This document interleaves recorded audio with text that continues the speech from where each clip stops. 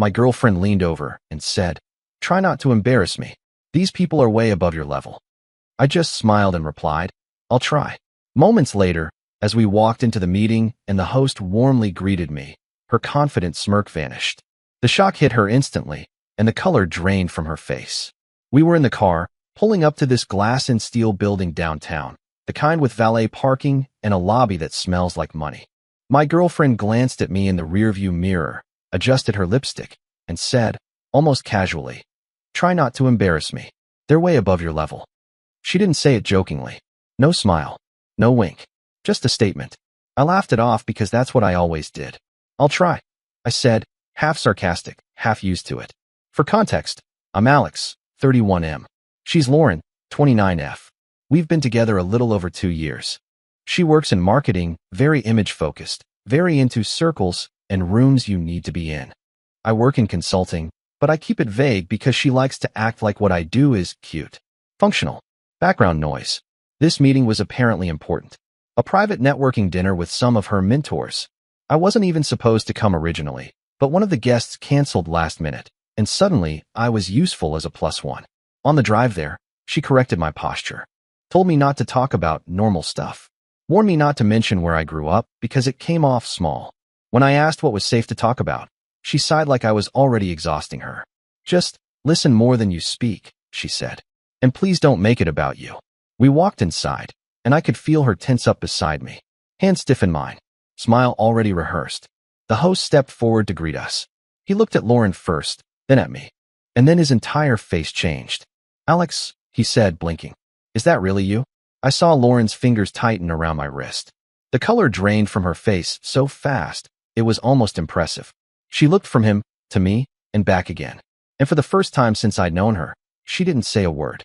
The host laughed, that warm, confident laugh people get when they're genuinely happy to see someone. He stepped closer and shook my hand with both of his. "Wow, I didn't expect to see you here," he said. "It's been, what, 5 years?" Lauren finally found her voice. You two know each other?" she asked, and there was a sharp edge to it, like she already didn't like the answer. "Know each other?" He chuckled. Alex practically saved my ass back then. I felt Lauren's hand slip out of mine.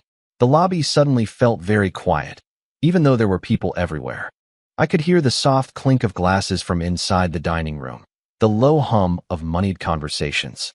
Lauren stood stiff beside me, eyes darting between us like she was watching a script go off the rails. "Saved you," she repeated, forcing a laugh that didn't quite land. "That's dramatic." The host raised an eyebrow, still smiling. "Is it?" He turned to me. "You didn't tell her?" I shrugged. Didn't seem relevant. That was when Lauren shot me a look. Not confusion. Not curiosity. Annoyance. Like I'd just broken some unspoken rule. She leaned in close to my ear and whispered, through clenched teeth, "What is he talking about?" Before I could answer, the host gestured toward the private dining room. "Come on in. Everyone's already asking where I disappeared to.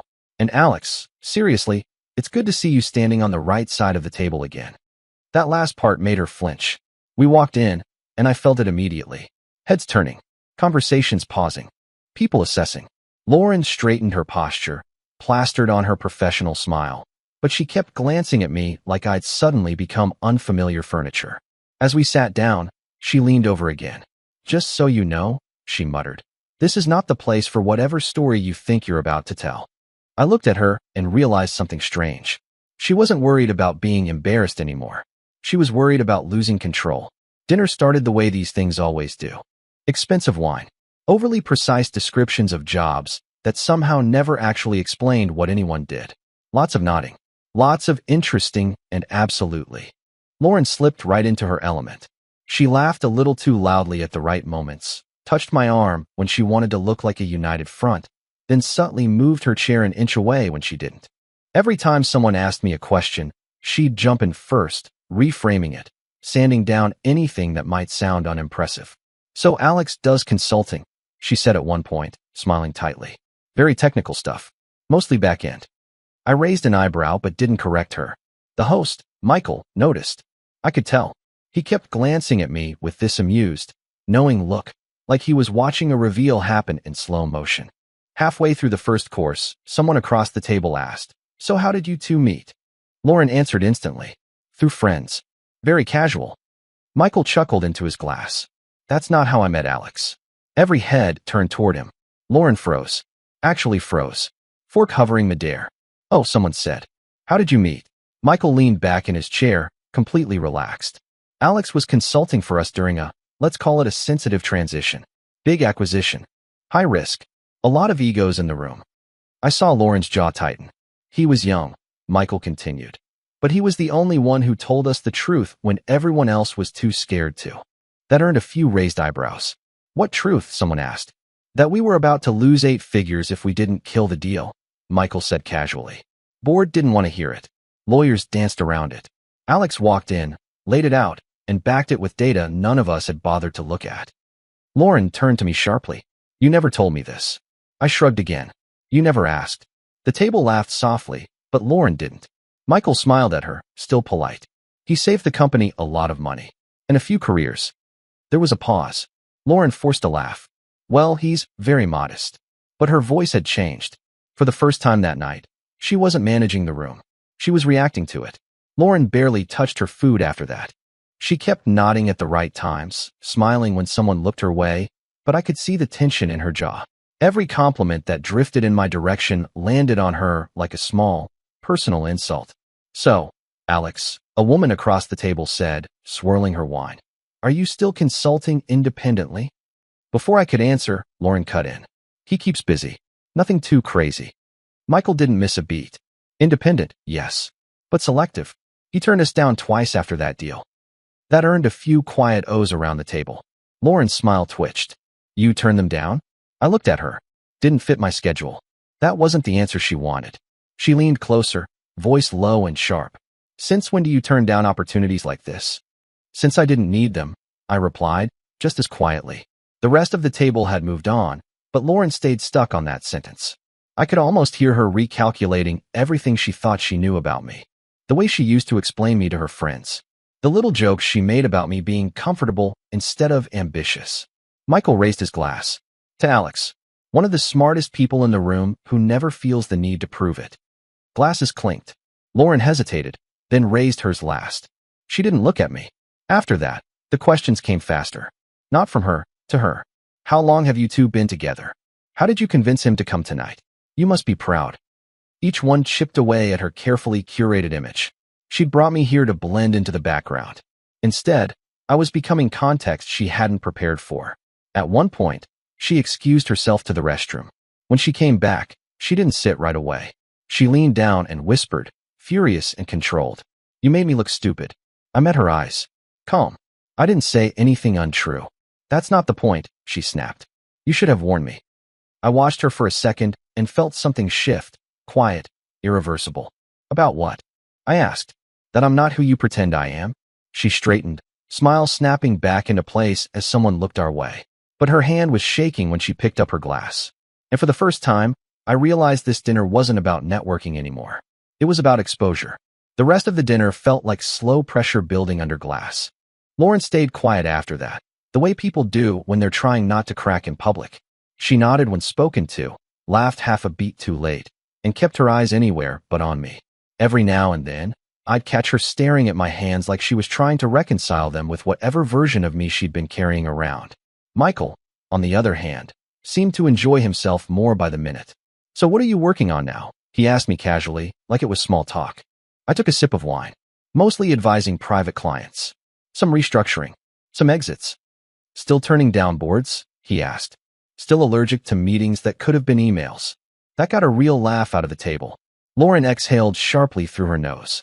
One of the older guys leaned forward. You know, we've been trying to bring someone in with your background. Quiet operators are hard to find. Lauren perked up instantly. He's actually very loyal, she said quickly. Sometimes to a fault. I looked at her. Loyal to what? She blinked. To people. Commitments. Michael tilted his head. Funny. I always thought Alex was loyal to truth, even when it made people uncomfortable. The table went quiet again, but this time it wasn't awkward. It was attentive. Lauren's fingers dug into her napkin. After dessert, people started standing, exchanging cards, making plans that would never actually happen. Lauren pulled me aside near the bar, her grip tight on my arm. Why didn't you ever tell me any of this? She demanded under her breath. I defended you. I made you sound smaller. I offered. Her eyes flashed. More relatable. I nodded slowly. You didn't want a partner. You wanted a prop. Her mouth opened, then closed. She glanced around, checking who might be watching. You're being dramatic, she hissed.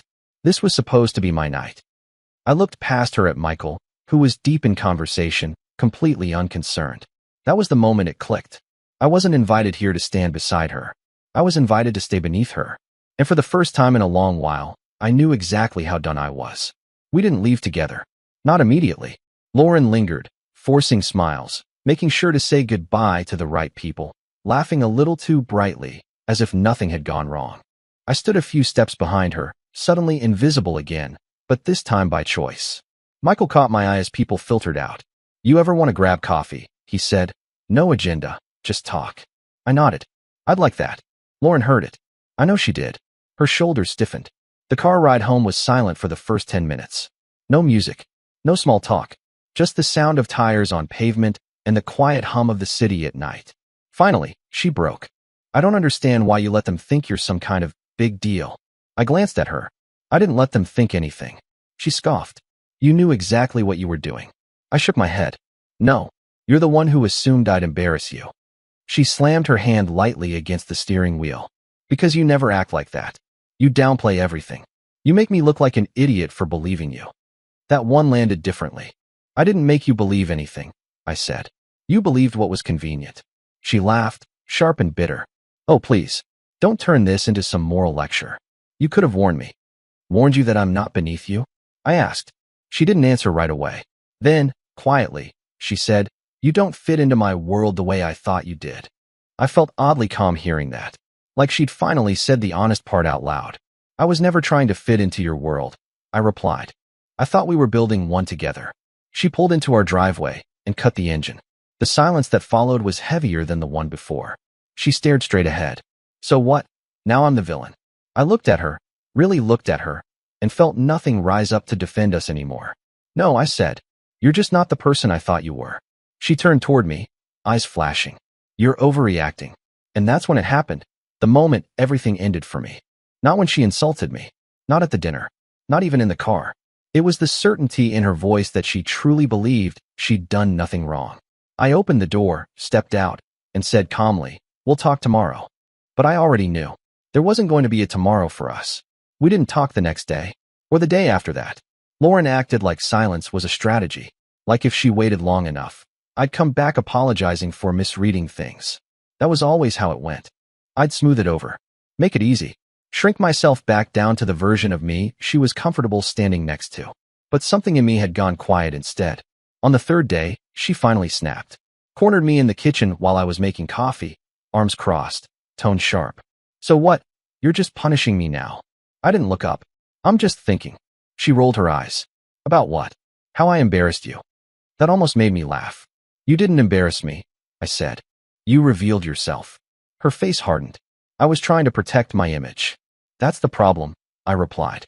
You were protecting yourself from me. She scoffed. You're acting like I committed some huge crime.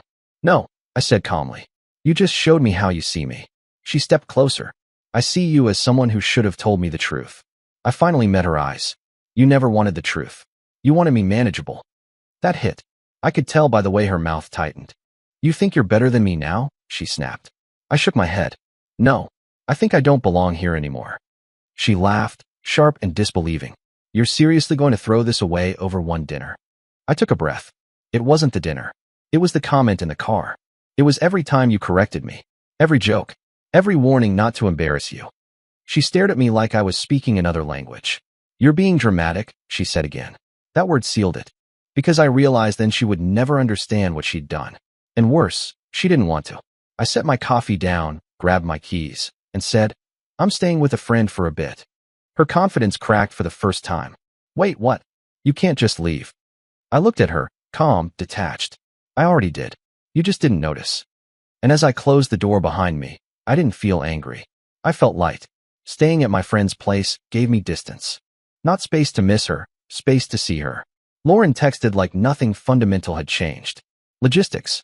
Half apologies that weren't really apologies. I think we both said things. This feels blown out of proportion. We should talk like adults. What she never said was I'm sorry. On the fourth night, She asked to meet. Neutral ground. Coffee shop. Public enough to keep things contained. She arrived dressed like she was going to an interview. Perfect hair. Perfect makeup. Controlled expression. I realized then that this wasn't about us. It was about regaining footing. She didn't waste time. I've been thinking, she said, folding her hands. I might have underestimated you. And maybe you enjoyed proving a point. I waited. But, she continued, you also put me in an impossible position. You know how important perception is in my world. There it was. Again. You didn't trust me, I said. She frowned. I trusted you to not blindside me. I trusted you to respect me, I replied. We both lost. She leaned back, crossed her arms. So what? You want me to apologize for being ambitious? No, I said calmly. I wanted you to stop being ashamed of me. Her mouth opened, then closed. That's not fair, she said. I was protecting us. No, I corrected. You were protecting upward. I was disposable. Her eyes hardened. You're rewriting this to make me the villain. I felt that same quiet clarity I'd felt in the car days earlier. This isn't a rewrite, I said. It's just the first time I'm not editing it for you. She looked at me for a long moment, then said the thing she probably thought would bring me back. If you walk away now, she said softly, you're giving up on something that could be really good. I stood, picked up my jacket. No, I said, I'm giving up on being tolerated. She didn't follow me out. And for the first time, I didn't look back. I moved my things out a week later. Lauren wasn't there when I did it. She said she had meetings all day, which felt intentional. Like she wanted to avoid the awkwardness without having to acknowledge the finality of it. I packed quietly, efficiently. No dramatics. No lingering. It was strange how little there actually was once I separated what was mine from what was ours. Turns out we hadn't built much together at all. She texted while I was loading the last box into my car. I don't think you're making the right choice. I stared at the message longer than I needed to. Then I replied, I finally am. That night, she posted a carefully worded caption about outgrowing situations and choosing alignment. No mention of me, of course. Just vague enough to make people ask questions. Just flattering enough to make her the protagonist. Mutual friends reached out. Some curious. Some sympathetic. A few surprised. One message stood out. From someone who'd been at the dinner. Didn't realize who you were until after. For what it's worth, you handled yourself with a lot of class. I thanked them and closed the app. Weeks passed. The quiet didn't feel lonely. It felt honest. No corrections. No warnings. No shrinking. I ran into Michael again, by coincidence this time. We grabbed coffee. Talked about work, life, what comes next. At one point, he smiled and said, You seem lighter. I nodded. I stopped carrying something that wasn't mine. Lauren reached out one last time a month later. Just a sentence. I hope you find someone who fits you. I didn't reply, because for the first time, I already had. Myself. A few months later, I heard about her through someone else. Apparently, the dinner became a story. Not the one she wanted, but the one people remembered. The night she brought a boyfriend she clearly didn't understand. The night control slipped. The night the room recalibrated. I wasn't mentioned by name much. Just him, the quiet one. The one who surprised everyone. Lauren, from what I heard, kept climbing. New circles. New mentors. New captions. Same patterns. Always reaching up. Always careful about who stood beside her. We never spoke again.